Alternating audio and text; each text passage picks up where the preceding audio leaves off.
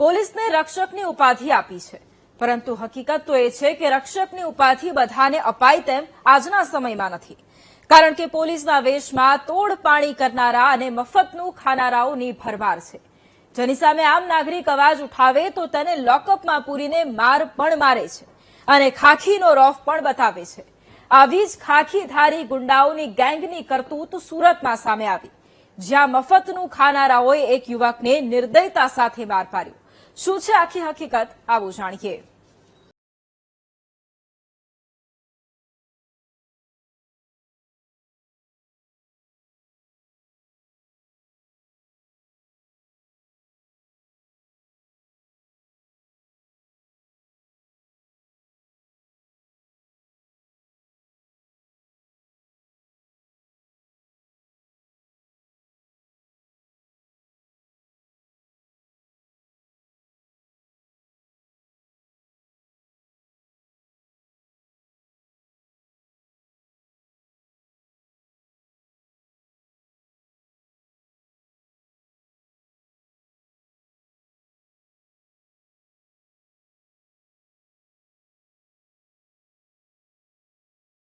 તો હાઈકોર્ટમાં અરજી કરતા જ લિંબાયત પોલીસ સ્ટેશનના પીઆઈ સહિતનો સ્ટાફ અવારનવાર ટી સેન્ટર પર આવી માણસોને ઉચકી પોલીસ સ્ટેશન લઈ જાય છે અને અરજી પરત ખેંચી લેવા માટે દબાણ કરે છે।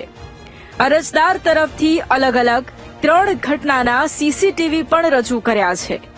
મફતનું ખાનારા ખાખીધારી ગુંડાઓની દાદાગીરીનો આ વિડીયો 13 જુલાઈનો છે, જ્યારે 5 ખાખીધારી ગુંડા આવે છે, મનોજ યાદવ નામના યુવકને પકડીને માર મારે છે, કારણ કે મનોજે પોલીસ કર્મીઓને તેમના સ્ટોલ પર આવીને મફતમાં પાન, સિગારેટ અને એનર્જી ડ્રિંક આપવાનો ઇનકાર કર્યો હતો। આખી ઘટના શું હતી તે પણ પીડિત પાસેથી જ સાંભળો। डीडी चौहान डेली दुकान पे आके गाली गलौज देते हैं और डेली लड़के लोग को उठा के लेके जा रहे हैं। मुझे भी गाली गलौज दिए और बोलते हैं कि जहाँ भी तुमको केस करना है, जो उखाड़ना उखाड़ लेना, सब गाली गलौज करके गए हुए हैं। ये अभी फिलहाल इस वक्त की बात बता रहा हूँ कि जो मेरे पूरे लड़के को, जितने स्टाफ थे मेरे, सभी को उठा के लेके गए थाने पे। किस वजह से लेके जा रहे हैं, किस वजह से ये सब कर रहे हैं, ये मुझे नहीं पता है, लेकिन इतना जरूर है, ये मुझे गाली गलौज दे रहे हैं, बोल रहे हैं कि यूपी भाग जा। मैं यूपी क्यों भाग जाऊं? मेरा गलती क्या है, मेरा कसूर क्या है, ये मुझे जवाब दीजिए। ये मुझे आप लोग से निवेदन है कि आप लोग मुझे इसका जवाब दीजिए। પીડિતે પોલીસ કમિશનરને અરજી કર્યા પછી ખાખીધારી ગુંડાઓનો ત્રાસ વધી ગયો। 8 ઓગસ્ટે ફરી લિંબાયત પોલીસનો સ્ટાફ ટી સ્ટોલ પર પહોંચ્યો અને તેના ભાઈને કારણ વગર ઉચકી ગયો અને માર માર્યો। ત્યાર પછી મનોજ યાદવે પોલીસ કર્મીઓ સામે કાર્યવાહીની માંગ સાથે 17મી ઓગસ્ટે ગુજરાત હાઈકોર્ટમાં અરજી દાખલ કરી।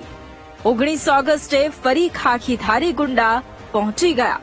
અરજદારના ટી સ્ટોલ પરના ત્રીજા સીસીટીવી સામે આવ્યા, જેમાં 19 ઓગસ્ટે લિંબાયત પીઆઈ ડીડી ચૌહાણ ખુદ સ્ટાફ સાથે પહોંચ્યા હતા।